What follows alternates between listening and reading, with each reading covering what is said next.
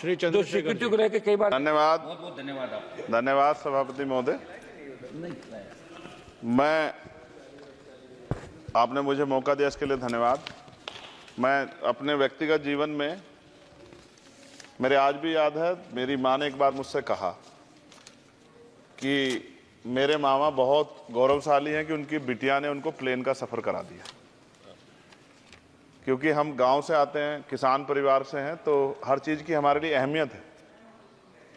मैंने भी ये तय किया था कि मैं अपनी सैलरी से अपनी माँ को एक बार हवाई जहाज का सफ़र जरूर कराऊंगा। अब हालात ऐसी हैं, आप बेहतर जानते हैं, हमने देश भी जानता है, सब लोग जानते हैं कि गरीब आदमी हवाई जहाज में सफ़र नहीं कर सकता। प्रधानमंत्री जी तो कहा था बहुत दिन पहले कि चप्पल वाला जो है हवाई जहाज में सफ़र करेगा, लेकिन आज हालात ऐसे, किराया भाड़ा इतना बढ़ गया है, ये नीतियाँ हैं उसकी वजह से, कि गरीब आदमी सफ़र नहीं कर सकता है। गरीब आदमी तो ट्रेन में एसी के डब्बे में सफ़र नहीं कर सकता, इस तरह के हालात।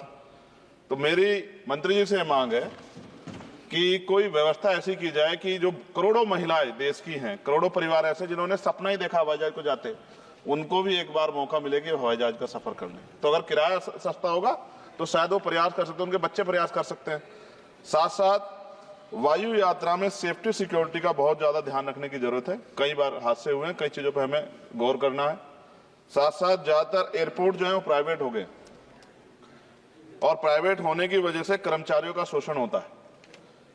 कर्मचारियों की, क्योंकि हमारे यहाँ बेरोजगारी बहुत है, तो कर्मचारियों को वहां काम करने में जो सैलरी मिलती है उसमें एक बार का टिकट भी नहीं आता कई जगह पे। तो मेरी आपसे ये आग्रह है कि जिन लोगों जो प्राइवेट हो गए वहां भी सैलरी कम से कम न्यूनतम वेतन इतना होना चाहिए 20,000 रुपए, कि वो अपने परिवार का भी और सफर भी वो कभी कर ले, ऐसा मौका भी उन्हें मिलना चाहिए।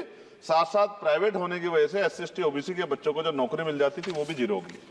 तो मेरी आपसे आग्रह है कि अगर प्राइवेट भी हो गया तो उनसे भी कहा जाए कि कमजोर वर्गों के लोग बच्चों को मौका दिया जाए। साथ साथ नगीना में जहां जिन्होंने मुझे चुन के भेजा, मैं उनका धन्यवाद करता हूं उस क्षेत्र का, वहां एयरपोर्ट नहीं, और लंबे समय से उनकी मांग, वहां पायलट ट्रेनिंग स्कूल भी नहीं है, एरोस्टेस ट्रेनिंग स्कूल भी वहां खोलना चाहिए, क्योंकि ग्रामीण क्षेत्रों की प्रतिभाओं को नकारना नहीं चाहिए। साथ साथ मेरा जिला जो है सहारनपुर, वहां एयरपोर्ट पुराना है, वो डिफेंस का है सरसावा में, लेकिन वहां से पैसेंजर जो है यात्रा के लिए कोई सुविधा नहीं। और साथ साथ एक जगह छुटमलपुर, क्रांतिकारी जगह है, जहां हम पैदा हुए, क्रांतिकारी जगह है ही वो सर। तो वहां पे भी हवाई पट्टी की जो है स्थापना जो है सरकार को करानी चाहिए। हमारे लोगों को, छुटमलपुर के लोगों को बहुत अच्छा लगेगा और फायदा भी होगा, बहुत सारा जो है आसान हो जाएगा जनता के लिए। और सुबह से हम प्रयास कर रहे हैं सर कि हमें बोलने का मौका दिया। यहाँ छोटी पार्टियों के लिए थोड़ी समस्या है और 2.5 घंटे इंतजार का मौका मिल रहा है। मैं भाजपा के साथियों को याद दिलाना चाहता हूँ, एक समय था कि आप पे भी 2 मेंबर ऑफ पार्लियामेंट थे, आज आपकी सरकार है, आपको तीसरी चौथी बार मौका मिला है। अगर हम लोग भी ज्ञान की कमी थोड़ी है किसी में, ऐसा तो रानी के पेट से ही राजा पैदा होता है या कोई माँ के पेट सीख के आता है। हम तो संघर्ष करके आए 15-15 साल, तो जब हमें मौका नहीं मिलेगा, अपनी बातें रख पाएंगे, तो हमारी बात कैसे पहुंचेगी। साथ साथ मेरा आपसे आग्रह है, ये मेरी मांग नहीं है, ये पंजाब के लोगों की मांग है। देश के प्रधानमंत्री जी आप कह के आए थे पंजाब में, कह के आए थे पंजाब में कि जब आदमपुर एयरपोर्ट का नाम जो है सतगुरु रविदास जी महाराज के नाम पर करने के लिए कह के आए थे प्राइम मिनिस्टर। आप पता करा लो, ऑन रिकॉर्ड है, प्राइम मिनिस्टर ने अपनी स्पीच में कहा जब पंजाब गए कि हम इस जालंधर में जो एयरपोर्ट है आदमपुर में, कि हम उसका नाम सतगुरु रविदास जी महाराज के नाम पे करेंगे। लेकिन सर दावे और वादे हैं, कब तक ये खोखले वादे होते रहेंगे। देश के प्रधानमंत्री की बात का कोई सम्मान होना चाहिए। क्या सरकार, ये मंत्री जी नहीं सुनना चाहते, या फिर उन्होंने झूठा वादा कर लिया, इन पे भी ध्यान देना चाहिए। लेकिन साथ साथ मेरी मांग भी है, मैं पुनः इस बात को दोहराऊंगा सर, कि गरीब लोग, मैं गांव में जाता हूं, मीटिंगों में जाता हूं, पूछता हूं महिलाओं से, कभी हवाई जहाज सफर किया? मैं लाखों लोगों से मिल चुका, आज तक गरीबों ने हाथ नहीं उठाया सर कि उन्होंने हवाई जहाज का सफर किया, हेलीकॉप्टर का भी नहीं किया है। क्योंकि सर इस देश में आर्थिक गैर बराबरी बहुत बड़े पैमाने पे है। गरीब पैदा होता है, मर जाता, ना अच्छा इलाज मिलता, ना सुविधाएं मिलती, बस उसका जीवन है कि वो पैदा हो गया, ऐसा लगता है मजबूरी में पैदा हो गया, उसको पैदा ही नहीं होना चाहिए था।